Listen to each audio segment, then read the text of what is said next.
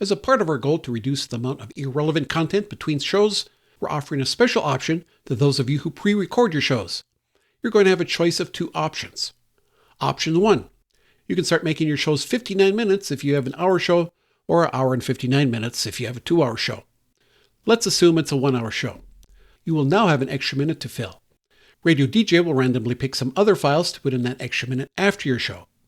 Or option 2, you can make your file be a full 60 minutes. You can decide what listeners are going to hear during the entirety of that time period. If, and this is a critical if you agree to put in station content at the last part of that file you're going to have played. What kind of station content, you ask? Excellent question. You have to put in at least 1 promo for another KTAL show, unless we have a station event coming up or an underwriter.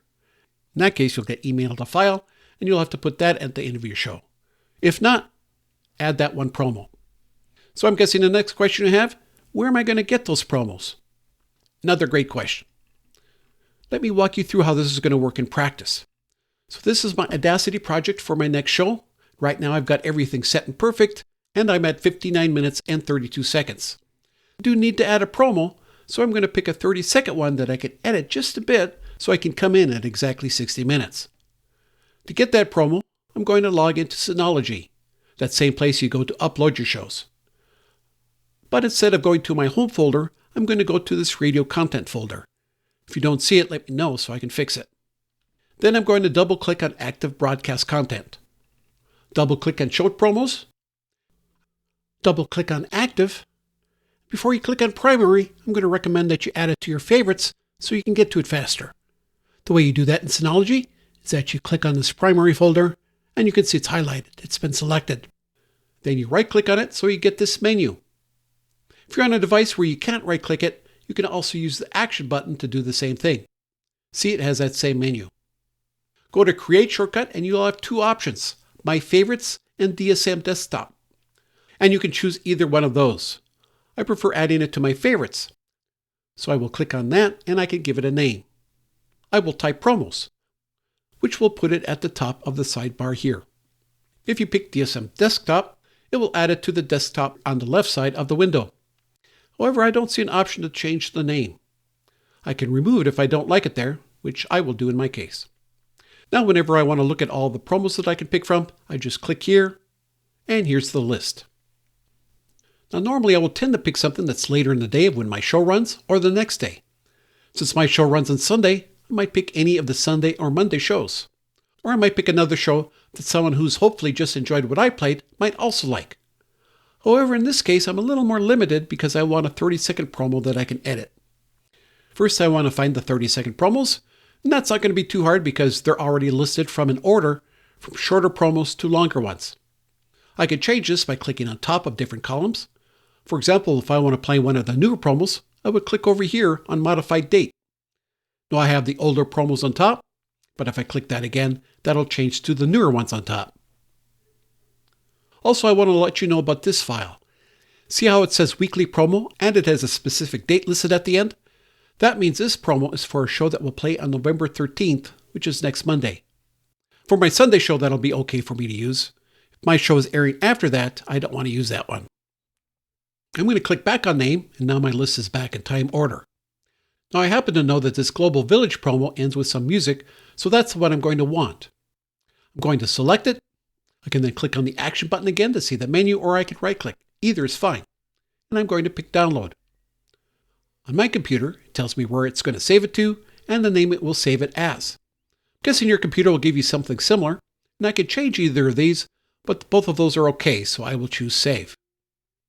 Before we leave Synology, I'm going to tell you about a few extra types of content you could put. Let's say instead of having 30 seconds to fill, I had 75. Well, I could download a 30-second promo and a 45-second promo, but maybe I want something different. Some weeks, I'll want to add a PSA. Find those, I'm going to go back to the active broadcast content folder, open up PSAs, and you'll see a whole bunch of folders in here. When in doubt, choose the current one. I'm going to right-click on that, create shortcut, and add to my favorites. I'll title this one PSAs. Right now, the PSAs are full of Native American biographies. If you have more time to fill, you could choose one of those. There's also a couple of announcements for local events, like this one here for an enchilada lunch. So this enchilada dinner will take place on November 11th. My show runs after that, so I'll be sure not to pick that one. One other category I like to pick from are the station announcements I made. To find them, go back to the Active Broadcast Content folder, open up Announcements, and Station Messages is the one I'm looking for. I will save that one to my favorites. These contain information for our listeners. They explain how to send feedback to us, or how to play from a smart speaker, and so on. Notice that these durations are not multiples of 15, so that might be helpful. Let's say you have 55 seconds at the end of your show to fill. You could download a 30-second promo and this 25-second one that encourages people to let us know if they want to host a show. Since we're done here, I'll log off and minimize the browser. Before we go, let me show you my method for adding the promo to the show file. Now, one way you could do that is import the file and move it to the end, but I'd do something different. If I were just starting out on this, I would start a new Audacity project. I'm going to switch back to Audacity. I'll go up to File and choose New. Now I'm going to import audio and choose that Global Village file I downloaded earlier. I'm now going to save this project. I'll call it Radio Show KTAL Audio. This time I'll save it on my hard drive to a place where I'll remember. Now anytime I download a promo, a PSA, or an announcement I might want to use again, I'll add it to this project. I will highlight the Global Village audio I want to use and will copy it. I will keep that window open and then switch to my show file, and I'll paste it in at the end here. I'm going to take a quick listen to make sure it sounds good. I'll check at the end and see if there's the music I remember. So anything over 60 minutes I'm going to select, and I'm going to delete. I will select a couple of seconds at the end, go to Effects, and choose Fade Out. Now my file is exactly 60 minutes, and I can export it.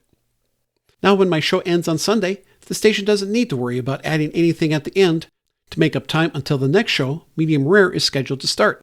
As soon as my show ends, Medium Rare can start playing right after that. So that's your choice. If this all sounds too complicated or time-consuming to go through, by all means stick with the 59 minutes. However, if you want a little more flexibility, want to ensure a smoother transition between your show and whatever follows, I think this is the option to go with. Thanks for listening. Let me know if you have any questions, and I'll talk to you next time.